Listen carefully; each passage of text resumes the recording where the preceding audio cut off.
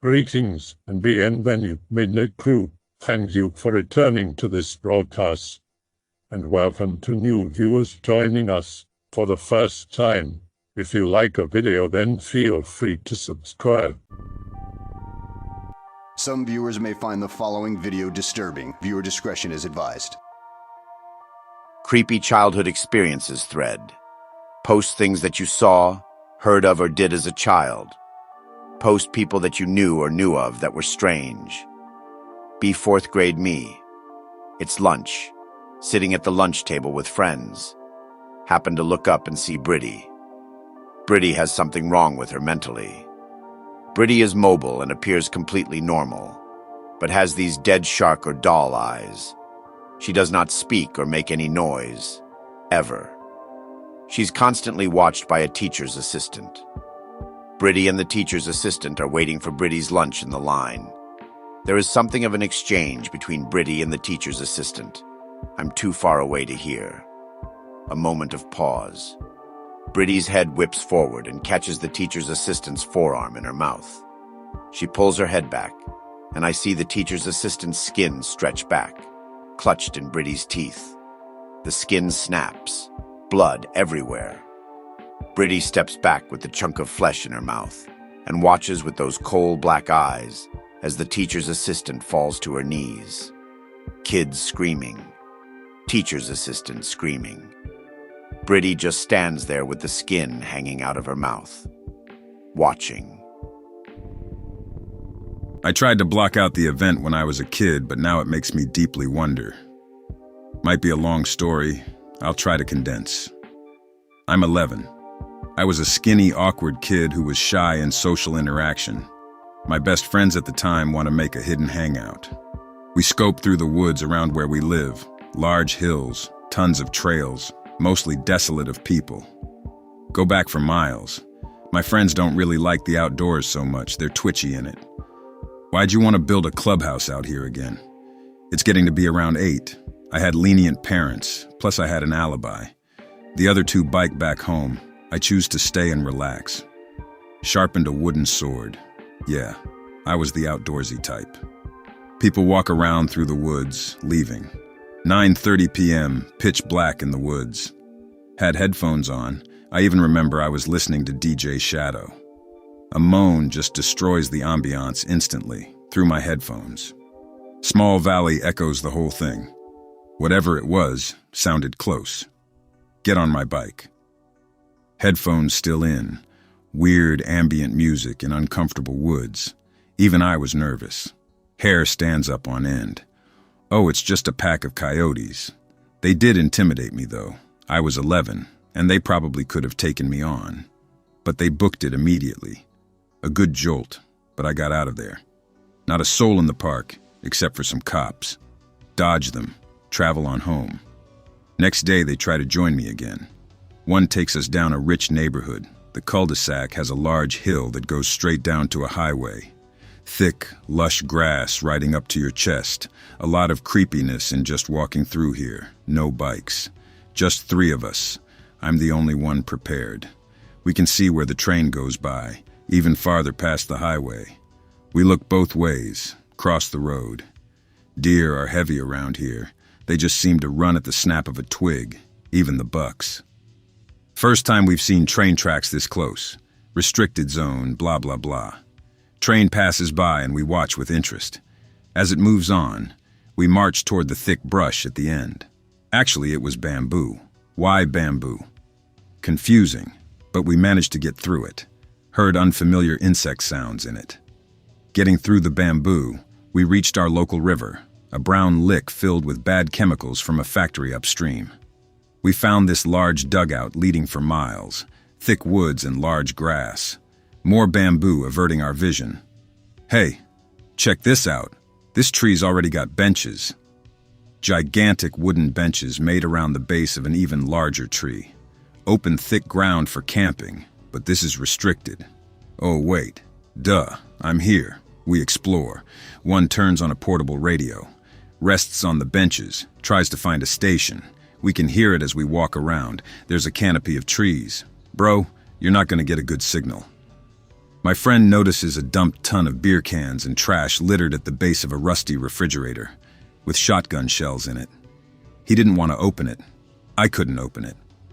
Hissing radio signals, like he's gonna find the Reds game. A sleeping bag, torn to shreds.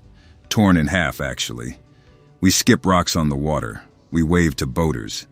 We love the hideout aside from the bits of danger.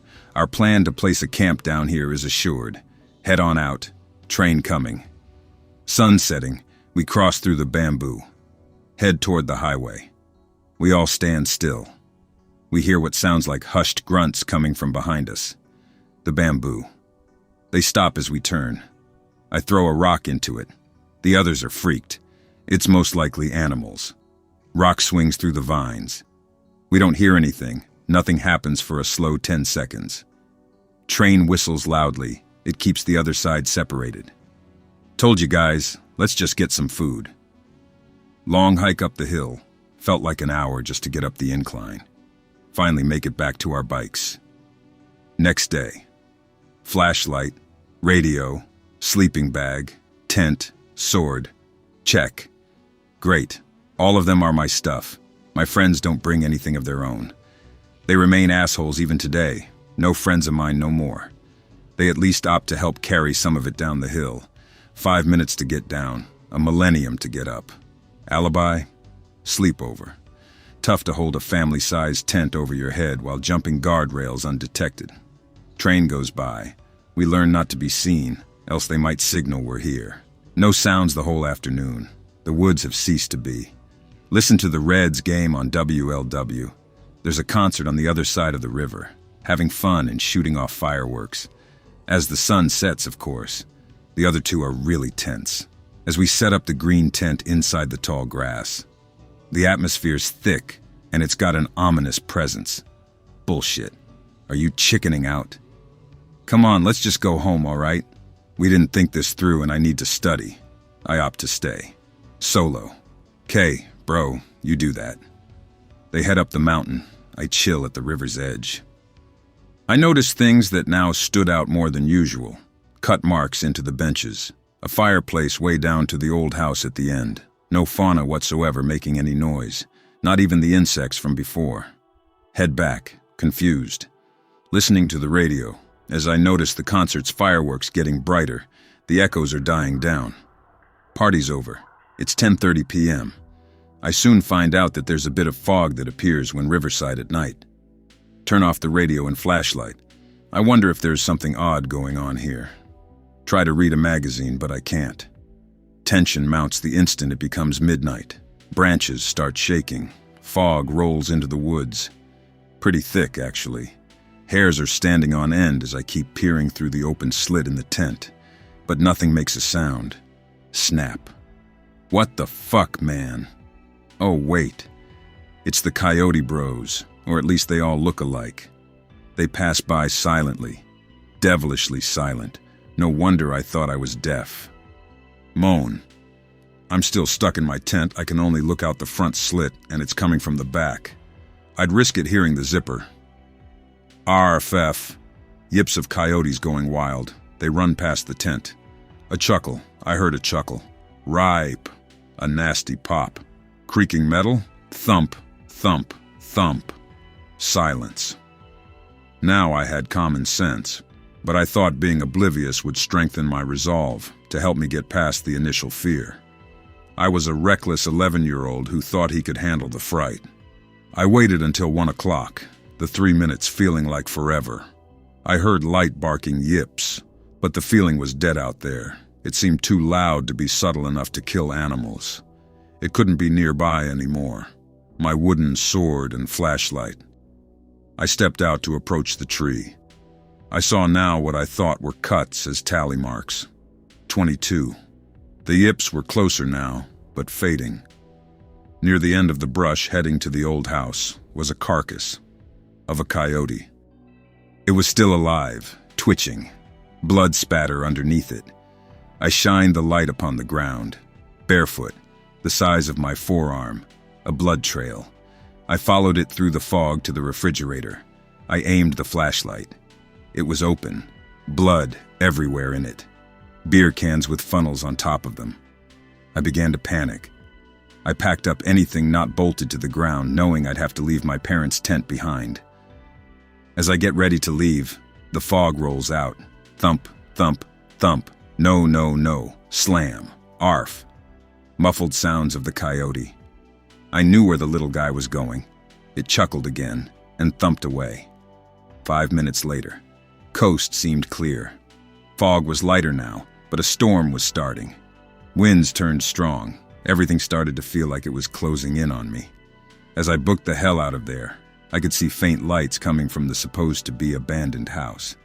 It started up the fireplace we had found. Its shadow towered over the light. I could only see it from a distance. It stood straight, not moving, but I heard others. A heavy hum from across the woods began. Were they chanting? Didn't matter. I pushed myself through the thick and intimidating bamboo. With a rapid heartbeat and clunky loud gear on my back. No, no, no, what is that? Of course now, a train comes rumbling by. I sat still. I could feel time slowing down. The adrenaline was pumping. Excruciatingly long time, but it passed. I began to panic again as I made loud footsteps on heavy rocks. These rocks became firecrackers, echoing a loud burst. My senses are going haywire. I can sense the humming the whole time. It starts to drizzle as I make it toward the highway. Low moan. I looked back and saw a giant encased in the bamboo's shadows. It looked left. It looked right. It wasn't covered in hair, but it had a human-like outline. Its eyes were glaring right through me. And then it headed off. Get me the fuck out of here. I'm so close to crying. But I'm at the highway. Jump the guardrail, thank God, no cars. Make it to the hill. Oh God, it feels like a time warp. I improvise out of fright. Hold the flashlight. Use the sword as a machete. Nearly choke on my gut at the sight of deer. They run too. No wonder the animals around here are so twitchy. Sprint the mile upward. Wind's picking up. Every tree branch is aimed right at me. My heart feels like it's about to explode. I'm trying to survive just to leave this damn place. And I do. No shit. I told you what happened, didn't I? By the time I was up the hill and on my bike, the trees stopped feeling centered on me. But the rain became thick, and I could hear thunder. And so I dodged cops and a bad alibi by sneaking back into my room quietly. I never went back for the tent, and even though it was deathly traumatic, I still hike in those woods every now and then. Just not after dark. A bit of backstory. Also, I know this isn't a paranormal experiences thread, and a childhood one, but this correlates to my childhood. My father was an abusive drunk, and since I could yell and remember, we would get into arguments. At some point, it got physical, and when he was being hauled off to jail after we beat each other, the last thing he said to me was, "I'm gonna haunt you, you piece of shit." Recently, he passed from heart failure. This will be the whole story. 18, sitting in my room playing some video browsing, 4chan. Knock on the door. Sheriff, ask if he can come in. Say sure, obviously. He explains to me they found my father dead in his apartment. He had, from what the coroner said, been there for at least 3 months in 85-degree heat. Take it all in, and as soon as the officer leaves, drink 3/4 of a bottle of whiskey, then phone my mother and brother. We all head out to his apartment. 3 hours away from home to clean the place up, take anything we wanted, etc., etc. Just got a new phone, so kept it on so my family could call me to confirm the news. 3/4 of the way there, I get a call from an unknown number. Answer it. It's nothing but static and heavy sobbing. Can make out the words, "I love you," and that's it. Put it on speaker so my family could hear it. Lasted exactly 59 seconds. We're all stunned. Turn up some uplifting music and don't talk the rest of the way there. Get there and break down the apartment door since no keys. And local PD gave us the okay since the landlord is an asshole. Find various things. Most interestingly is a note with my name on it and my brother's. Dear Anon, you will never read this, and if you do, I'm sorry for all I did. I wanted to apologize, but I couldn't bring myself to face my shame. I always loved you, and if I die, I will try to contact you if I can. With love, Dad. Brother and I break down, never tell Mother. It's been a few months, but still, just thinking of it hurts. When I was 11, my mom moved me and her into this fourplex townhouse apartment, 2 tenants upstairs, 2 tenants downstairs. I got the bigger bedroom because the smaller one connected to the laundry room and mail room, which was shared between us and the other tenant on our floor. My bedroom had a walk-in closet about 4 feet by 4 feet, which adjoined to a 4 foot by 8 foot cellar room. The closet was carpeted, had walls the same color as the room, and was pretty comfy. The cellar room was just cement. Floors, walls, ceiling, all cement. It was always really cold too. I remember that really well. As soon as I opened that door, it was like stepping into a refrigerator. But you would never notice the cold if the door stayed shut. It wasn't insulated or anything, just cheap chipboard painted to look like a plank of wood. I was an agoraphobic kid. Not really afraid of big spaces, but I preferred places that were more enclosed and smaller. To this day, I still prefer to keep to the corners of large rooms. If I'm in a restaurant, I have to request a table in a corner, or else I get a little antsy. So there's this little 4 foot by 4 foot room that's built into my room, and that's the coolest thing in the world to nearly pubescent me. I stuff a bunch of blankets and pillows in there, into the corner to make a makeshift chair, and spend my time in that little room reading or playing games on my Game Boy Color. One night as I'm lying in bed, I get the bright idea to sleep in the little room. It wasn't that late, probably 10 o'clock. It was summer, so the sun was just setting. I curl up in the little room with my blankets and pillow. It had one of those lights in the center of the ceiling with the little pull string instead of a light switch. I reach up, yank the cord, and everything goes black. I settle down in and go to sleep. At some point in the night, I wake up and decide to leave, partly because I need to piss and partly because I'm suddenly not so hot on the idea of sleeping in there. I get up and reach for the pull cord for the light, but I can't find it. After a couple seconds, I give up, figuring that the string must be swinging around from my hand, brushing it or something. Anyway, I start looking for the doorknob and can't find it. That's when I start to get that uneasy feeling. Like when it's 3 a.m. and you're on your computer. You have your headphones on and it suddenly occurs to you that there must be someone sneaking up behind you, or that feeling of apprehension when you see someone walking towards you on the side of the road at night. That knotted up sinking feeling in your gut that something unrealistic or impossible is threatening you. For some reason, I suddenly felt like the door to the cellar room, which was to my left as I stood facing the door that opened into my big bedroom, was open, and that whatever was on the other side of it was much, much bigger than it should be. I was cold and clammy, and it felt like a draft was hitting me from somewhere, like I was outside in the middle of an empty Saskatchewan field. I was gripped with terror and knew I needed to get that door open, so I viciously clawed at it until I found the mounting spot for the doorknob. I don't know what it's called, the round flat piece that is screwed to the door and which the knob is then fastened onto. The doorknob is gone. So I think it's the middle of the night and I'm banging on the door, kicking at it, screaming as loud as I possibly can.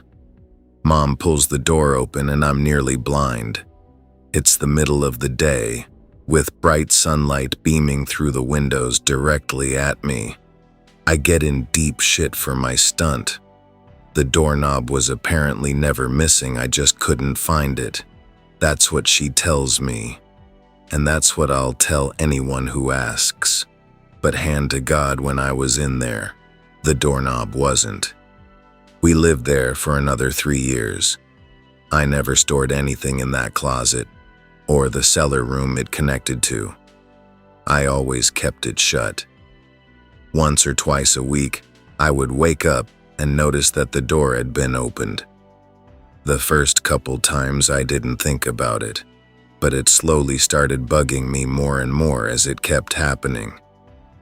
One day in late November of that year, I looked at the closet door when I woke up, and it was open. And inside the little room I could see that the cellar room door was open too. I got up, had breakfast with Mom just to reassure myself. Then I fetched a spare wooden doorstop, closed the cellar room door, and drove that doorstop under it as hard as I possibly could. I put on a pair of shoes and kicked that thing in as tight as I possibly could. Just to make sure, I pulled the doorknob with all my might, and I couldn't budge it. Satisfied that it wouldn't open again, I stepped out of the walk-in closet and shut that door too, and pushed my dresser in front of it.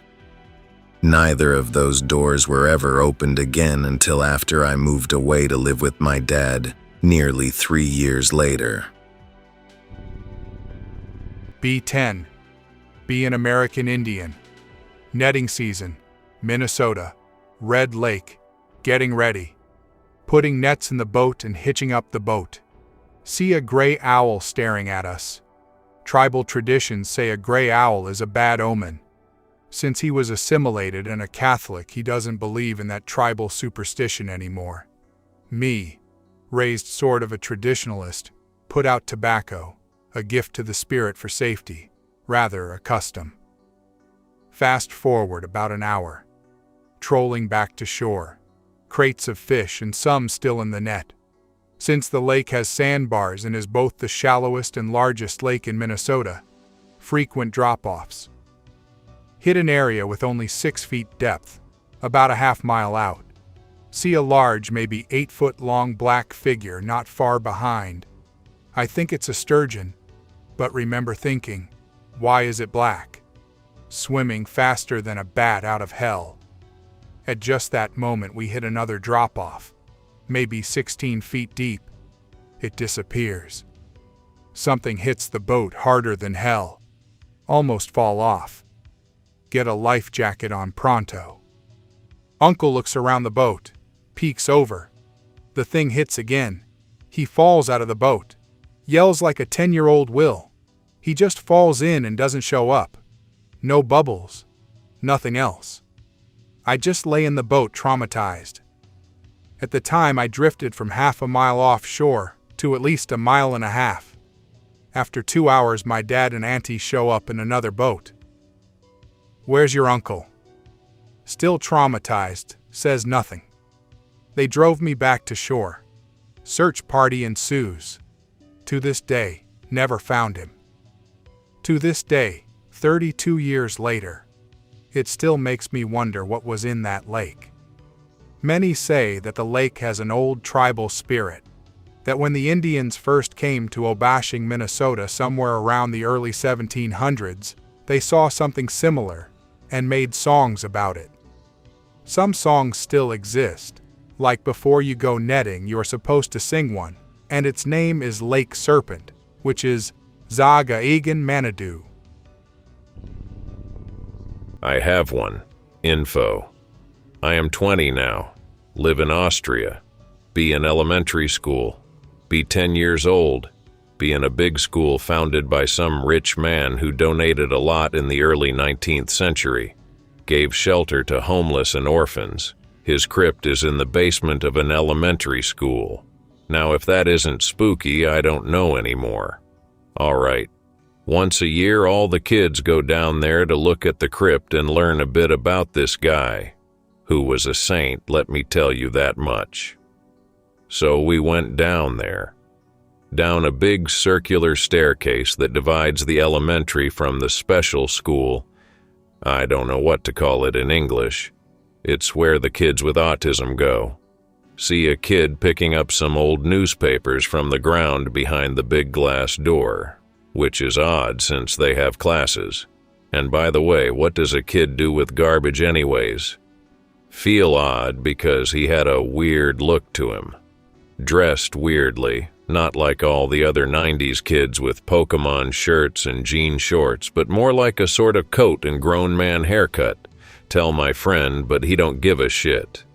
Walk down and go around the corner where all the workshops were to the big locked, scary as hell iron door. Teacher woman was looking for the key. Look back to the corner we just came around, woman standing there, about 20 meters away from us up a little staircase. Eyes closed, all teeth were foul and black. I kid you not. Stands there and looks like she's straight from hell.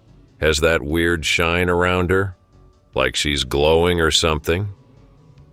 Says the name of our teacher. Crab walks behind the wall again. Me and my friend start crying because we never felt so horrified in our young lives. Only me, my friend T, and the teacher saw her. The rest of the class, confused by us, suddenly started to cry in agony. Teacher was just like, well, that was weird. Anon, T, calm down, she was not there, forget it. That's what she said to us. She was not there, forget it, only to me and my friend. 'Cause other kids didn't see shit. Spook of my life. Rest of the crypt visit was just like a crypt visit is. Boring, that is. I recently talked with my friend about this and he remembers it just as real as I do. He said that he too thought it was only kid brain bullshit. I have no idea what that was.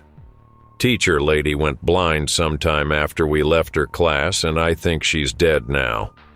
I was too scared to go back and meet her.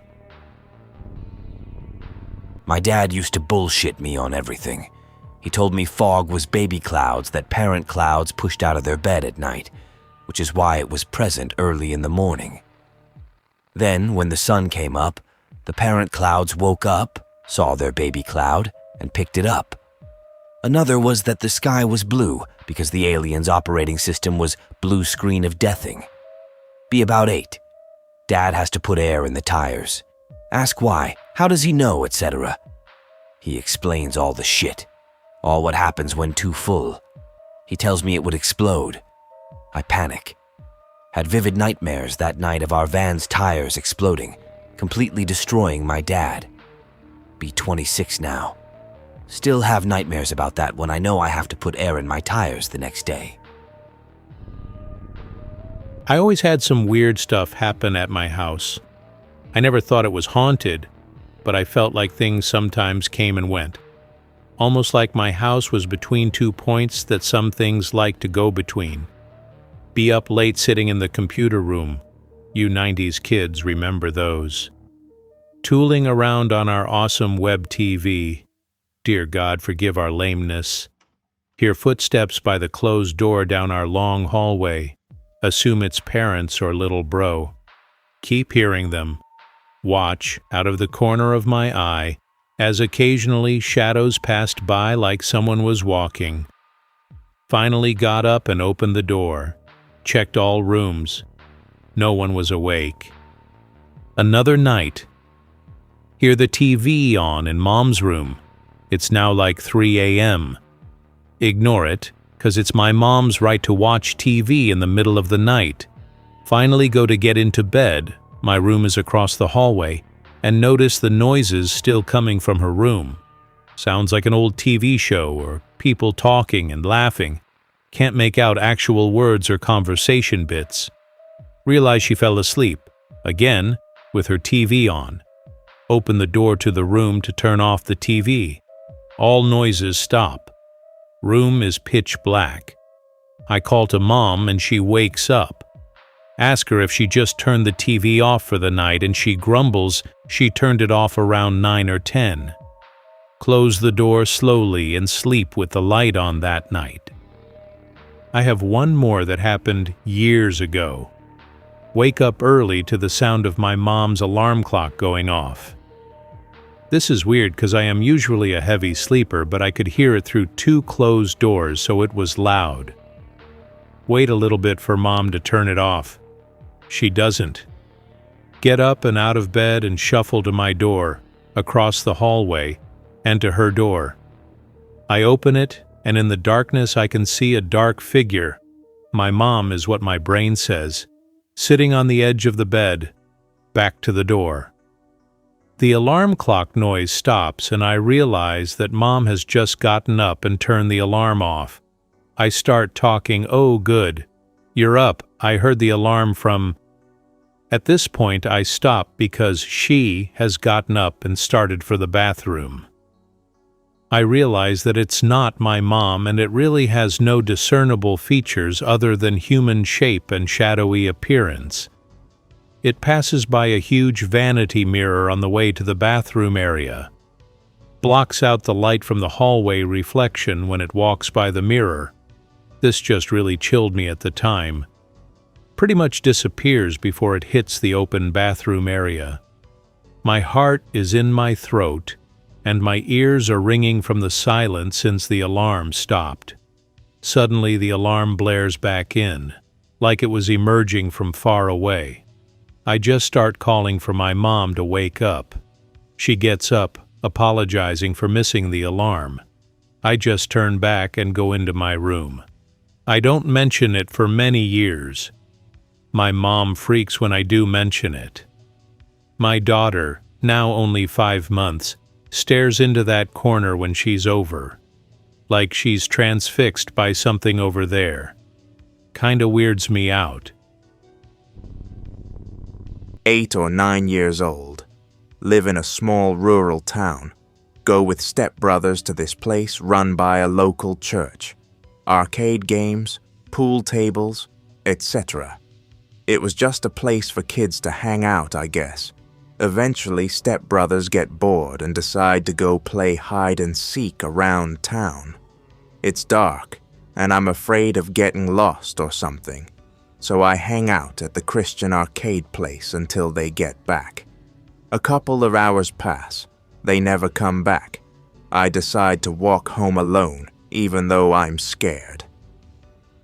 The walk takes about 45 minutes. Almost home. See a car coming towards me down a hill. It slows down beside me. Several people in the car. One of them says something to me, and then they quickly drive off. Couldn't understand what they said, but it sounded like a warning based on their tone. Figure they were just wondering why a little kid was walking around alone at night. Even closer to home now. Nearby house has lights on. Doors open. Big black SUV parked in the front yard. I see someone in the dark peeking around the car. He prowls around watching me as I walk until I put some distance between me and the house. Eventually make it home safe. But scared shitless. Dad is mad. I still don't know what that was, and I never heard anything about them being robbed. All right. Be 2004. Staying at a friend's house overnight. Basically rich people houses spaced far apart in the hills. During the day, friend and I exploring the 1-acre backyard because it was my first time there. Lots of trees, shrubs, etc. Nothing interesting. We decided it'll be more fun to go at night. 11 p.m. like 100 feet from the house, and we see a light. Go closer, but hesitantly, and it's a fire with 2 people. Signal my friend to stop, and we crouch behind some bushes. Too far to see their faces, but we see them putting shit into a cauldron, I shit you not. INB4 witches. More interested than scared. They keep putting stuff in really slow. Start to get bored. Get the feeling someone's staring at us. Bored. Plus that feeling. I look around where the 2 people have set up, and there's another person just staring right back at me. I whisper to my friend to look, and he does. We both run the fuck out of there. Every time I tell that story, I get goosebumps, but there's always the possibility they were camping or some shit. To me, that's one of the creepiest things. Being watched, but eerily. 1998. Be 7 years old at Walt Disney World.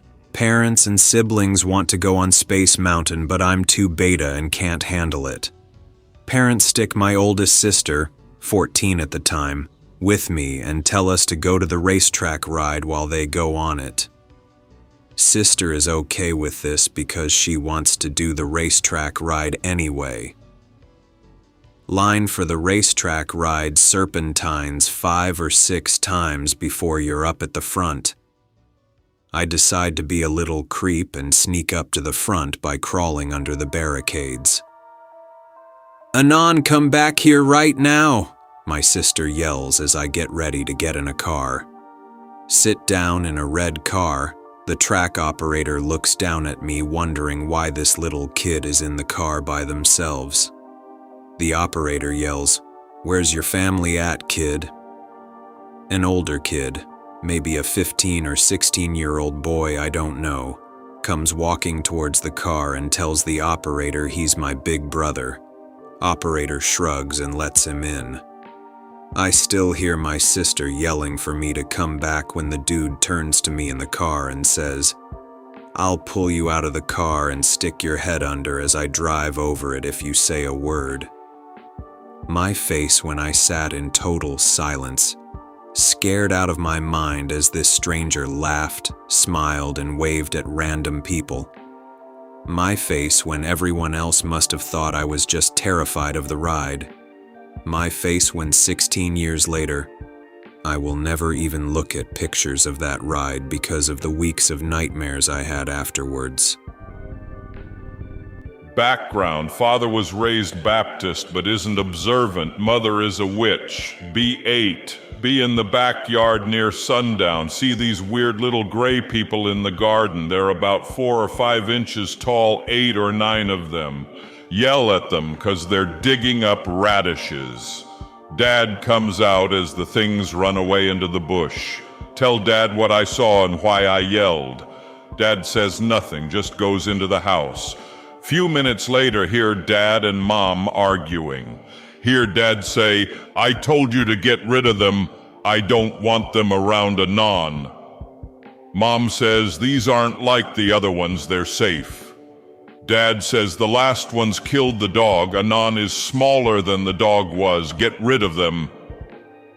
Ask Dad about it years later. He says it was my imagination. Ask Mom, and she says that she was mad at the time because her elves were there to help with the garden. Vaguely remember we had a Doberman when I was like 5 or 6 that my dad was really pissed off about it dying. I hope that you enjoyed tonight's broadcast.